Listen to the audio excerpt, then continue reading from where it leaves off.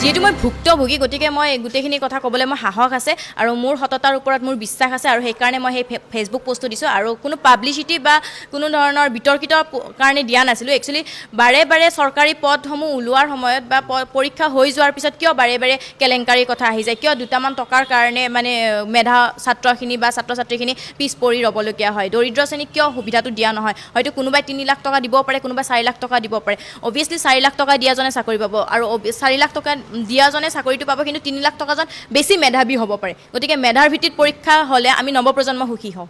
আপুনি যে এই অভিযোগটো একচুৱেলি তেওঁ মোক কা আন্দোলনৰ সময়ছোৱাত আৰু তেতিয়া মই কলেজৰ পৰা ৰিপ্ৰেজেণ্ট কৰি আছিলোঁ কা আন্দোলনত মই আছুৰ আছিলোঁ আৰু তেতিয়া তেওঁ মোক মানে ফোন কৰিছিলে ফোন কৰি কিনে মোৰ লগত কথা পাতিছে ফাৰ্ষ্ট কথাখিনি একদম পইচাৰ কথা পতা নাই বা চাকৰিৰ কথাও পতা নাই তেওঁ মোক এটা কথাই কৈছিলে শিয়ালক ৰজা বনাই কি কৈছিলে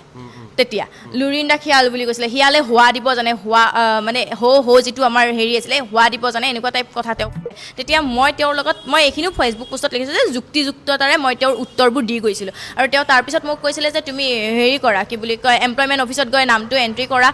তোমাৰ আৰু এতিয়া যিহেতু চাকৰি কৰাৰ বয়স মোৰ দিনতে চাকৰি এটা লৈ লওঁ বুলি কৈছিলে তাৰপিছত মই ক'লোঁ চাকৰি যদি মোৰ যোগ্যতা আছে মই নিশ্চয় পাম তাৰপিছত এনেকৈ মানে কথাখিনি বাকযুদ্ধতাৰে পাতি গৈ থাকোঁতে মানে অৱশেষত তেওঁ মানে কথাটো উলিয়ালে যদিও মানে আৰু মই কিন্তু ভবা নাছিলোঁ যে তেওঁ চাকৰিৰ এইটো অফাৰৰ কাৰণে মোক ফোন কৰিছে মই ভাবিছিলোঁ যে কা আন্দোলন বন্ধ কৰিব ক'ব নহ'লে কিবা বেলেগ কথাৰ কাৰণে তেওঁ ফোন কৰিছে আৰু তেওঁ নিজেও আজি স্বীকাৰ কৰিছে যে তেওঁ মোক ফোন কৰিছিলে ফোন কৰাটো হয় তেওঁ কৈছে যে সমষ্টিৰ ছোৱালী এজনী হিচাপত মই তেওঁক ফোন কৰিছিলোঁ তেওঁ নিজেও স্বীকাৰ কৰিছে আৰু পোষ্টটো চাই কিনে তেওঁ যিটো ৰিয়েক্ট কৰিছে মানে মোৰ এনেকুৱা লাগিছে গোসাঁই ঘৰত কোন মই কল খোৱা নাই এইটো টাইপ তেওঁ ৰিয়েক্ট কৰিছে গতিকে ৰাইজে বুজি পাবলৈ বাকী নাই আৰু গতিকে মই এইটো ভিক্টৰ দাসৰ এই মুহূৰ্তত মই এইটো বস্তু এইকাৰণেই ওলাইছোঁ যে কিয় বাৰে বাৰে ভিক্টৰ দাসৰ দৰে সকলোৱে সন্মুখীন হ'বলগীয়া হয় তেওঁৱে কৈছিলে তেওঁ